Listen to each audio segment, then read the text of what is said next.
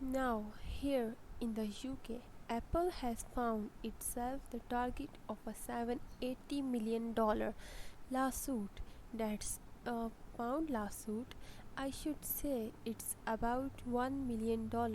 All of that being brought by the 1500 app developers based in the UK in a row over Apple's App Store fees. While the company currently charges a commission of 15 to 30 to use its payment system, the lawsuit alleges that the charges are excessive. Well, let's speak now to Sophie Lang Yates, who is the lead equity analyst at Hargreaves Lansdown. So, if you're good to have you with us, and it's not the first time, is it?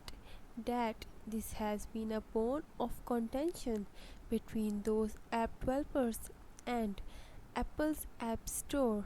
Hi, good morning.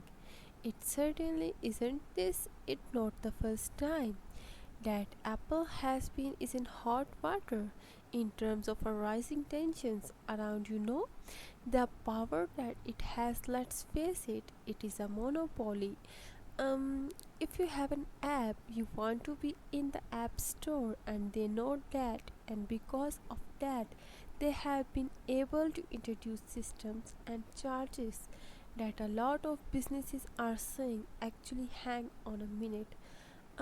This is not quite fair. So you are certainly right, not the first time, and I'm afraid to say may not be the last year. And a common criticism is that Apple and its App Store has such monopoly power. Does not it how everyone will access the apps that they use on their smartphones? And some would say they have a point, taking such a big commission from those apps when they have very few alternatives. They can't really go elsewhere. It's not an open market, is it? Sure, there are certainly not very many people in this game, unfortunately, and as you say, this word monopoly keeps going around, and I don't think that's necessarily an unfair way to phrase it.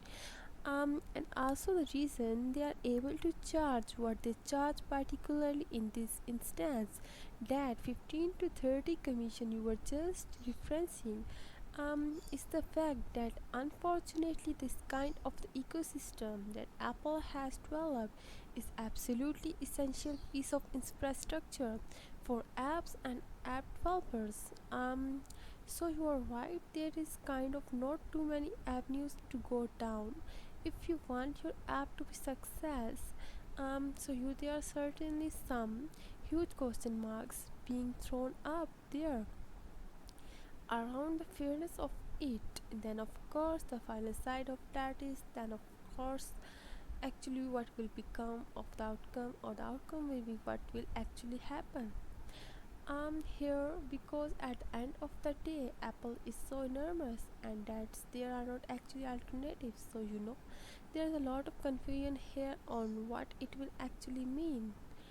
Yeah, but you might also turn this on its head, Sophie Martin, you, and say, well, actually, the huge success of the simplicity, the reason that people are able to access these apps so easily is because of the App Store, and actually, Apple's just saying, well, yeah, it's hugely popular, but it's also something we created, and therefore we are going to charge for it.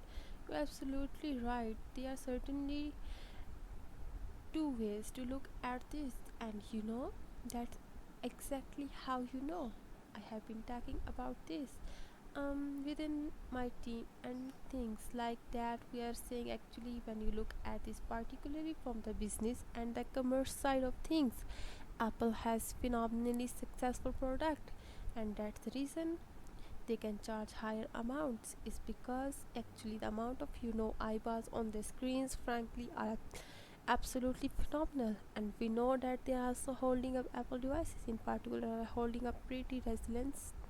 That's what's really tough economic environment as well compared to some other brands, and that's the other side of things as well. You might be being charged more but actually the chances of people clicking on your app if it is not in the app store, or if it is in the app store, potentially a lot higher than they would be on our app news. So that in a way certainly could be a justification for those higher prices. To Sophie, as always, really good to talk to you. Thank you for being with us. So if you launches, there are lead equity analyst at Hungry Lands. Thank you.